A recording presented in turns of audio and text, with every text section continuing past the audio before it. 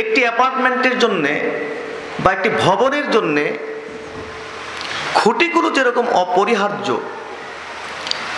ইবাদত আমলের জন্যে ইখলাস এইরকম একটি অপরিহার্য বিষয়।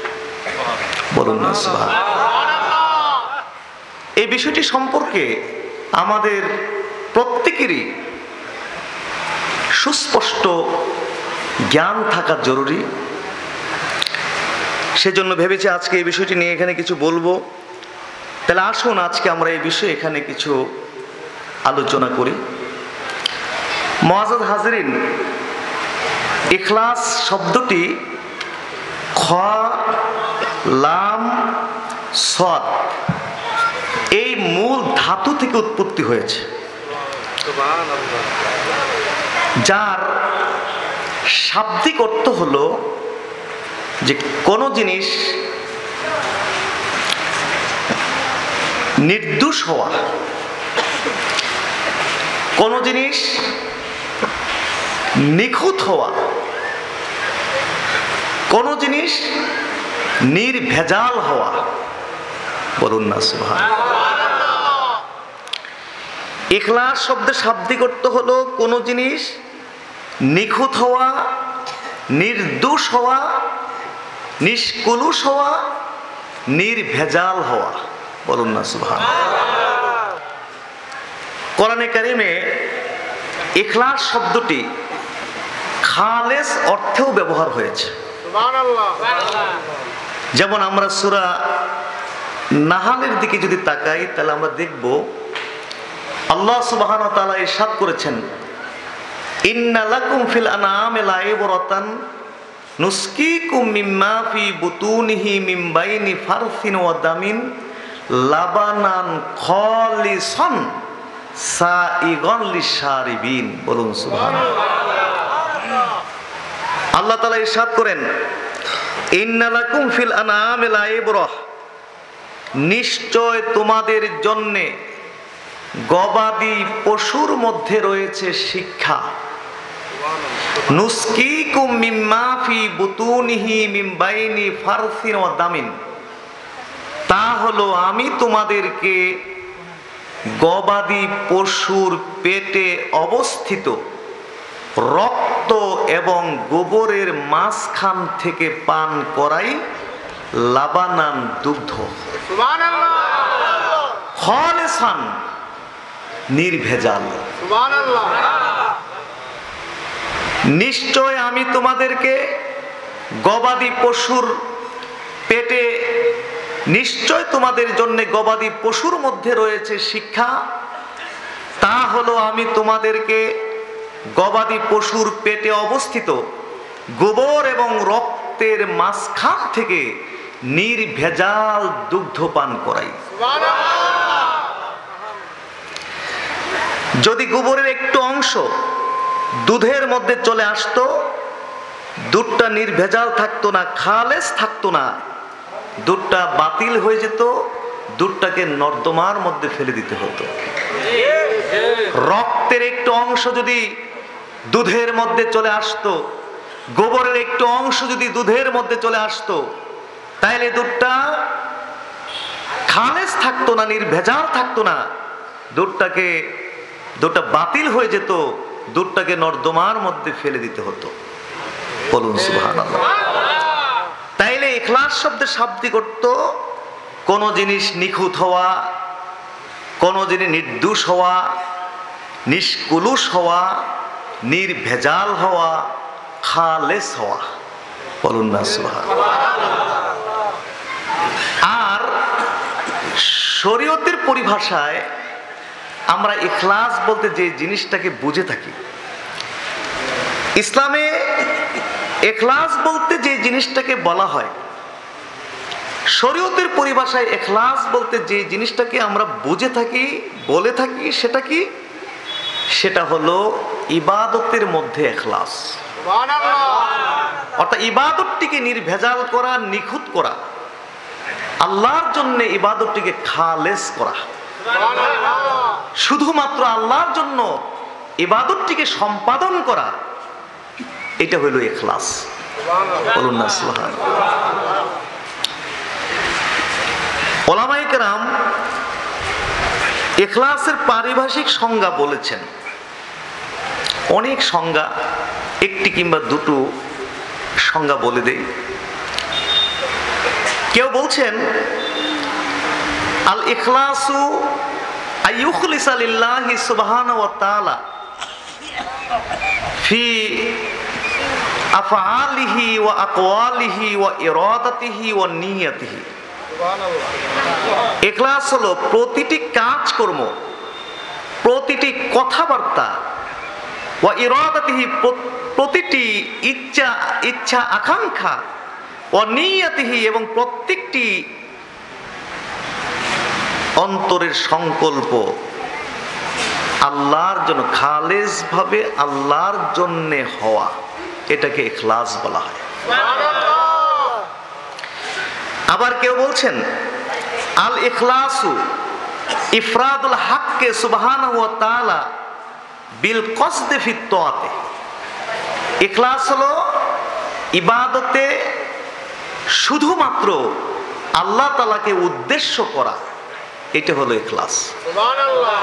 এইভাবে যত সংজ্ঞায় ওলামায়ে কেরাম বলছেন, প্রত্যেকেরই মূল বক্তব্য একটাই, যে ইবাদতটি শুধুমাত্র আল্লাহর জন্য সম্পাদন করাকে ইখলাস বলা হয়।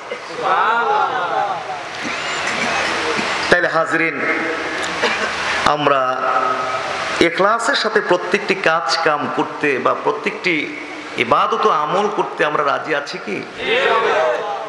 হাজরিন,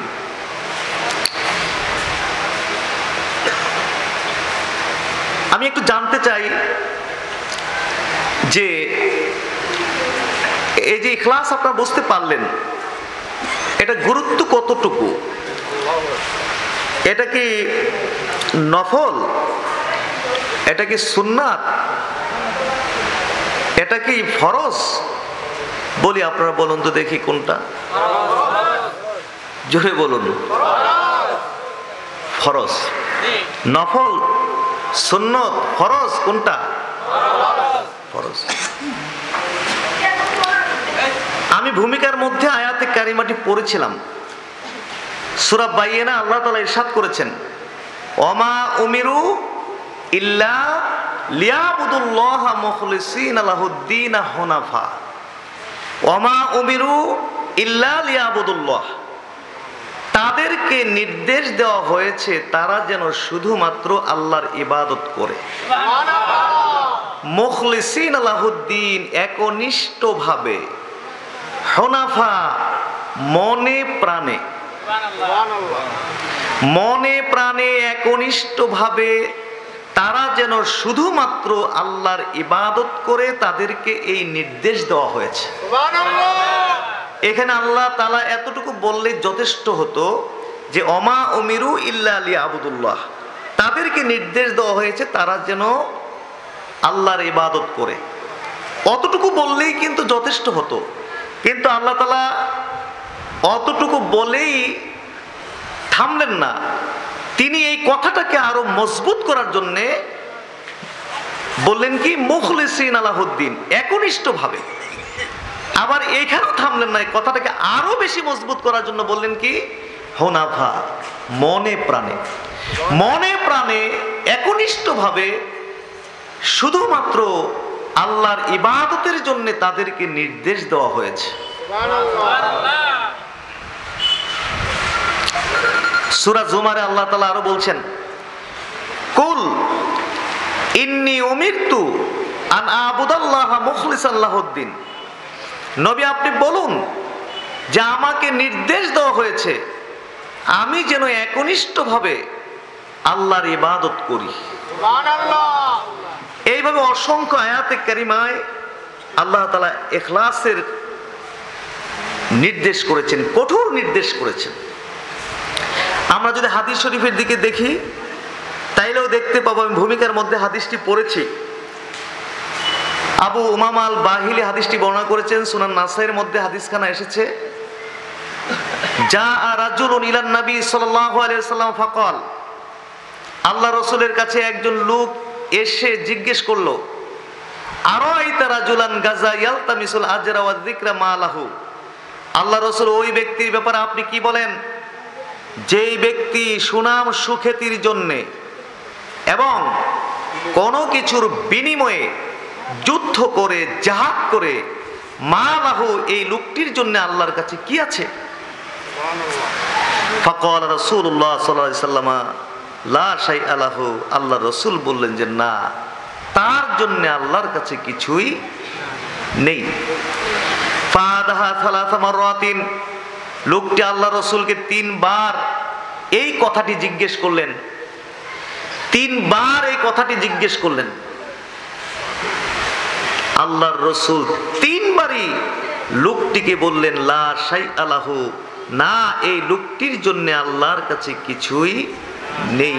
সুম্মা ক্বাল, তারপর আল্লাহ রাসূল বললেন এই শোনো, ইন্নাল্লাহা লা ইয়াকবালু মিনাল আমালি ইল্লা মা কানা লাহু খালিসান আবতুগিয়া বিহি ওয়াজহুহু, শোনো নিশ্চয় আল্লাহ তাআলা কোন আমল কবুল করেন না যেই আমলের মধ্যে ইখলাস নেই, আবতুগিয়া বিহি ওয়াজহুহু, এবং যে আমলটি মধ্যে আল্লাহর সন্তুষ্টি অন্বেষণ করা হয় না, এই আমলটি আল্লাহ তাআলা কবুল করেন না।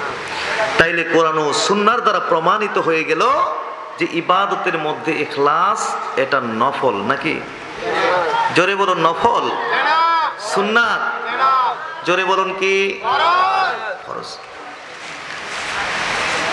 হাজরিন, ইখলাস বুঝতে পেরেছেন এবং ইখলাসের গুরুত্ব বুঝতে পেরেছেন। এখন এই ইখলাসটা অর্জন করবেন কেমনে? ইখলাসটা কেমনে অর্জন করতে হয়? ইখলাস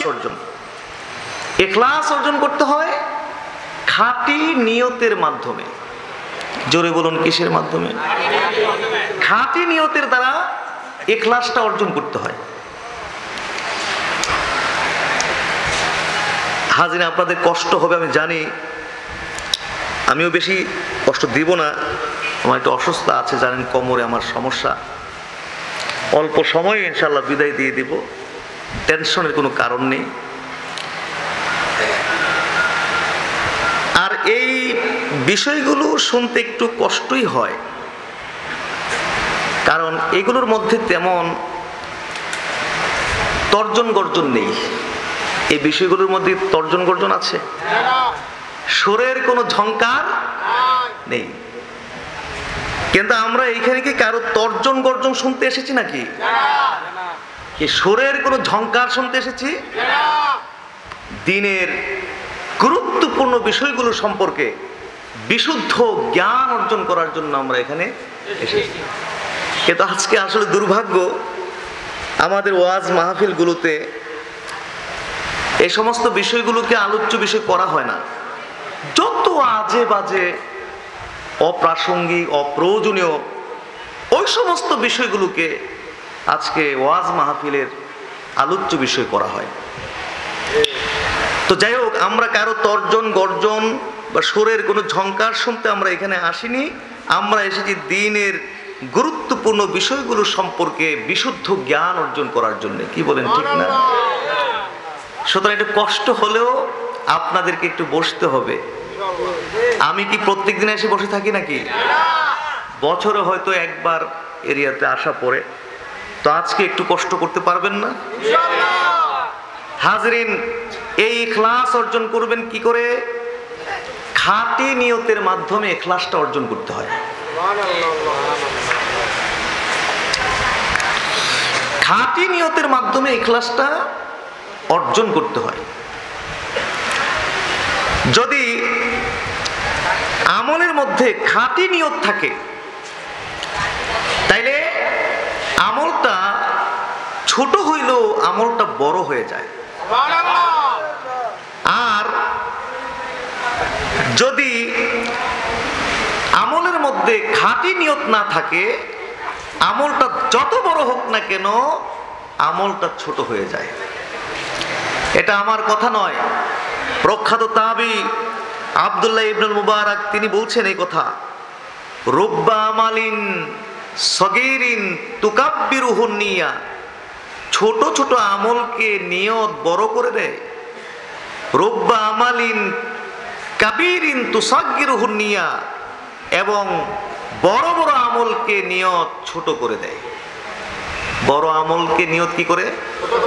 ছোট আমলকে নিয়ত কি করে? বড় করে। বুখারী, ইমাম বুখারী রহমাতুল্লাহ নাম শুনেছেন আপনারা? ইমাম বুখারী রহমাতুল্লাহ আলাই তিনি বুখারী লিখেছেন। সারা দুনিয়ার আলেম ওলামা মুহাদ্দিসিনে কেরাম এই ব্যাপারে ইজমা হয়েছেন, ঐক্যমত পোষণ করেছেন যে আসাহুল কুতুবে বাদা কিতাবিল্লাহি তাহাতা আদিমিস সামায়ে সহিহুল বুখারী। সুবহানাল্লাহ। আল্লাহর কিতাবের পরে আসমানের নিচে সবচেয়ে বিশুদ্ধ কিতাব হলো সহিহ বুখারী। সুবহানাল্লাহ। ইমাম বুখারী তিনি এই বুখারীটা লিখেছেন এবং মাশাআল্লাহ অনেক সুন্দর করে তিনি এই বুখারীটাকে বিভিন্ন অধ্যায় দিয়ে দিয়ে সাজিয়েছেন। যেমন কিতাবুল ওহী, কিতাবুল ঈমান, কিতাবুল ইলম, কিতাবুল যাকাত, কিতাবুল সালাহ, এইভাবে বিভিন্ন অধ্যায় দিয়ে দিয়ে বুখারীটাকে সাজিয়েছেন। প্রথম তিনি যে অধ্যায় দিয়ে শুরু করেছেন সেই অধ্যায় হলো কিতাবুল ওহী। বলুন দেখি সেই অধ্যায়টা কি? কিতাবুল ওহী। ওহী সংক্রান্ত হাদিসগুলোকে তিনি এই ওহীর অধ্যায়ের মধ্যে একত্রিত করেছেন। সুবহানাল্লাহ। তার মধ্যে সর্বপ্রথম ওহী সংক্রান্ত হাদিসগুলোর মধ্যে সর্বপ্রথম যে হাদিসটাকে তিনি বুখারীতে উল্লেখ করেছেন, এনেছেন, সেটা হলো কি? নিয়তের হাদিস। জোরে বলেন, সেই হাদিসটা কি? নিয়তের হাদিস। আপনারা কি জানেন নিয়তের হাদিসটা? দেখি বলুন। বাংলাদেশের মানুষ এই হাদিসটা সবাই জানে। হাদিস সম্পর্কে কিছু না জানলেও এই হাদিসটা সম্পর্কে বুখারীর প্রথম হাদিসটা কিন্তু জানে, যদিও একটু আংশিক একটু জানে, সবটা জানে না।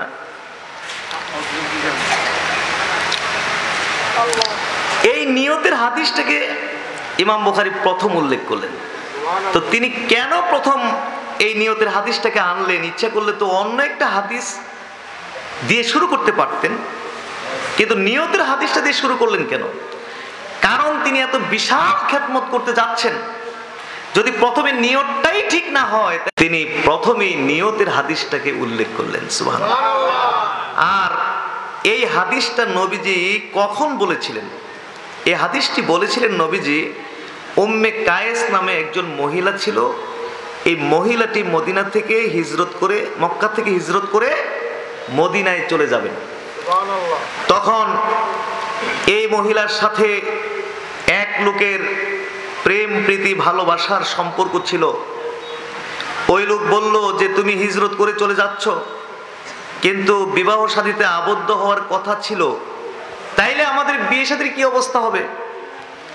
তখন ওই মহিলা বলল যে আমাকে বিয়ে করতে চাইলে তোমাকে হিজরত করতে হবে। ওই লোক বলল ঠিক আছে, আমি হিজরত করব, তবু আমি তোমাকে বিয়ে করতে চাই। তো ওই লোকে হিজরত করে মদিনায় চলে গেছে, বিয়ে শাদী হয়েছে।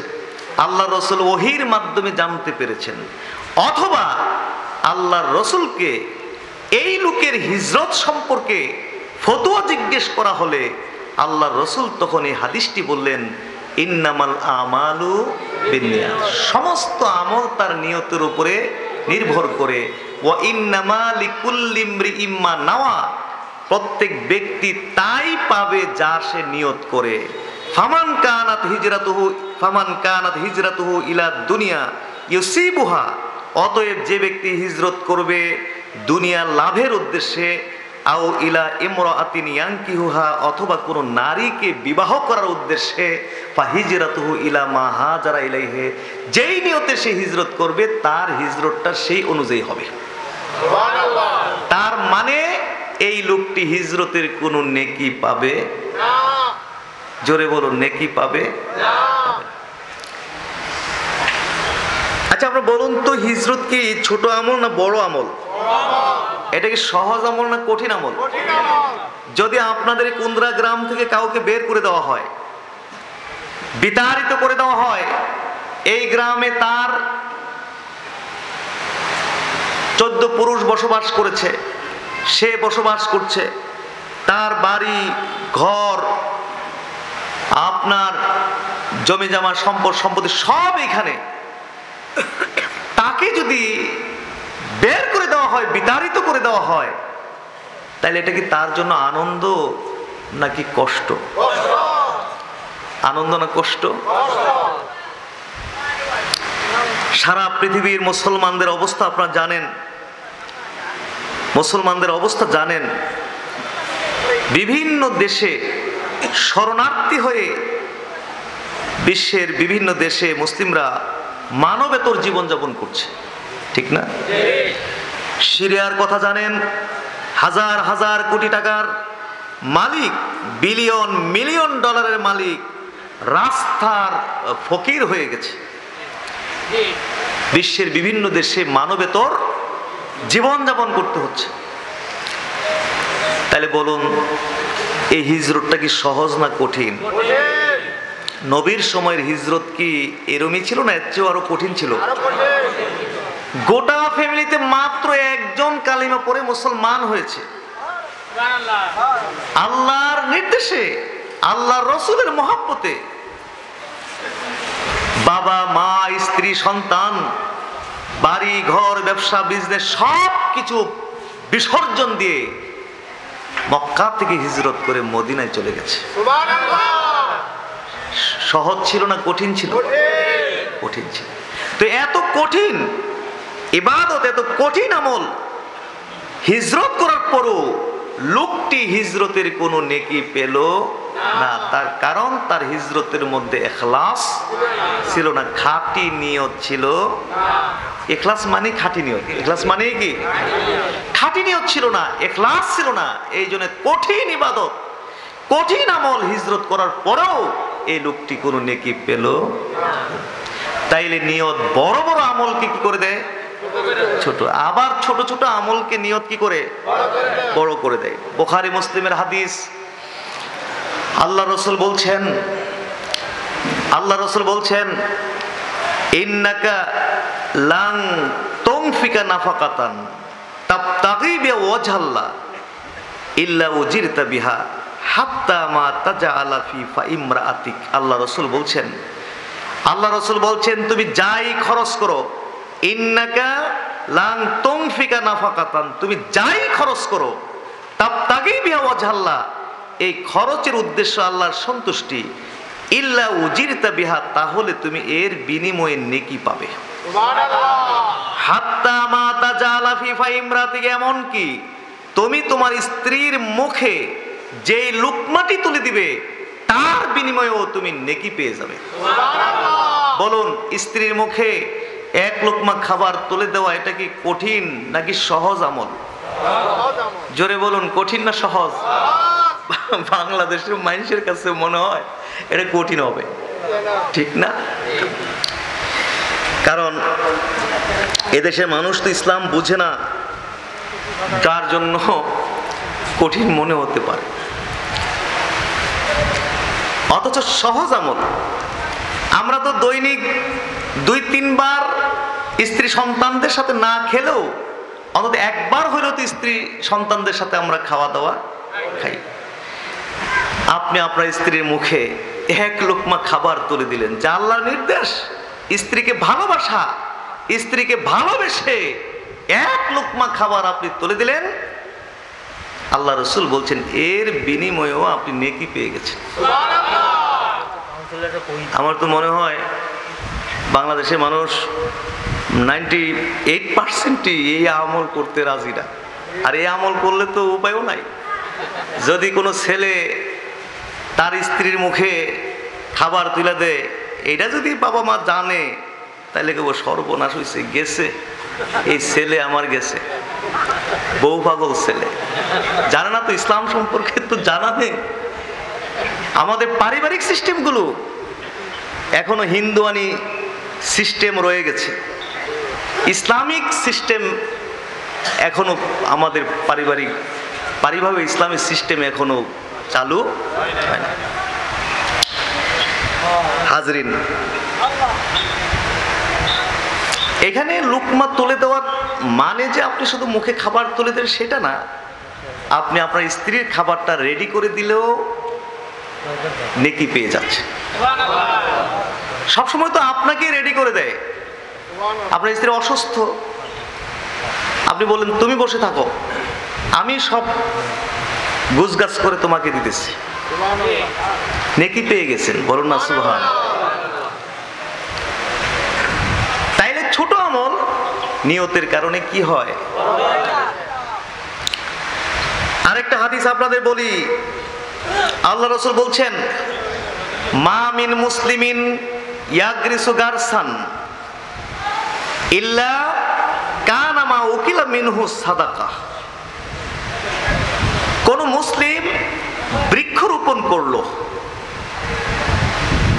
করলো, এই বৃক্ষ থেকে যা খাওয়া হবে, এর বিনিময়ে তার আমলনামার মধ্যে সদকা অর্থাৎ দানের নেকি লিখে দেওয়া হবে। একটু আগে দান করেন নাই, এই দানের নেকি পেয়ে যাবেন। আপনি একটি গাছ লাগালেন, আপনি নিজেও এই গাছ থেকে আম পেড়ে খাচ্ছেন, জাম পেড়ে খাচ্ছেন, পেয়ারা খাচ্ছেন, আপনার স্ত্রী সন্তানরা আপনার লাগানো গাছ থেকে খাচ্ছে। আপনার লাগানো গাছ থেকে খাওয়ার কারণে আপনার আমল নামায় দানের নেকি লেখা হয়ে যাচ্ছে। অমা সুরিকা মিনহু লাহু সাদাকা। এই গাছ থেকে যা চুরি হয়ে যাবে এর বিনিময়েও দানের নেকি লিখে দেওয়া হবে। চোরের জন্য এটা সমস্যা, চোর অবশ্যই শাস্তি পাবে এবং ফেরত দিতে হবে, কিন্তু আপনার লাগানো গাছ থেকে চুরি করে নিয়ে যাওয়ার কারণে এক্সট্রা অতিরিক্ত আপনার আমল নামায় দানের নেকি লেখা হয়ে গেছে। মুসলমান হয়ে লাভ নাকি লোকসান?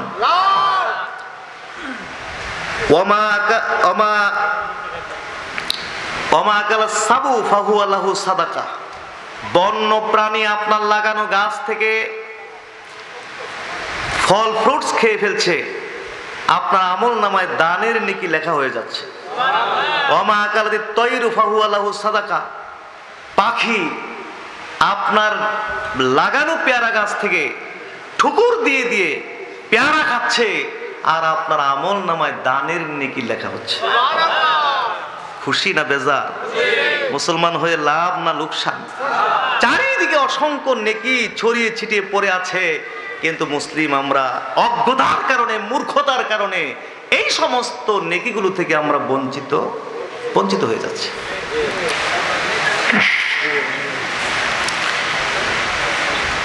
আরেকটা হাদিস শোনাবো। আল্লাহ রাসূল বলছেন, ইন্না বিকুল্লি তাসবিহাতিন সাদাকা। প্রত্যেকটি তসবির বিনিময়ে দানের নেকি রয়েছে। তসবিহ মানে কি? সুবহানাল্লাহ বলা।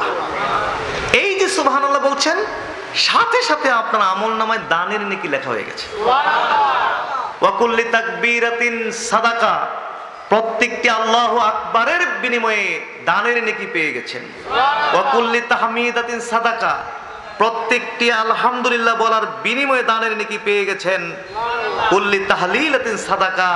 লা ইলাহা ইল্লাল্লাহর বিনিময়ে দানের নেকি পেয়ে গেছেন। আমরিন বিল মারুফ সাদাকা, নাহি আনিল মুনকার সাদাকা। সৎ কাজের আদেশ করেছেন, দানের নেকি পেয়ে গেছেন। মন্দ কাজ থেকে নিষেধ করেছেন, দানের নেকি পেয়ে গেছেন। অফি বুদে আহাদিকুম সাদাকা। স্ত্রী সহবাসের মধ্যেও দানের নেকি রয়েছে। স্ত্রী সহবাসের মধ্যে দানের নেকি রয়েছে। সাহাবায়ে কেরাম বললেন, আল্লাহ রাসূল এতক্ষণ যা বলছেন সবই বুঝতে পেরেছি। তাসবির বিনিময়ে সদকা, তাকবীরের বিনিময়ে সদকা, তাহমিদের বিনিময়ে সদকা, তাহলিলের বিনিময়ে সদকা, কিন্তু এখন এটা কি বললেন যে স্ত্রী সহবাসের মধ্যেও দানের নেকি, সদকার নেকি। এটা তো আমরা বুঝতে পারিনি, কারণ মানুষ তো স্ত্রীর সাথে মিলে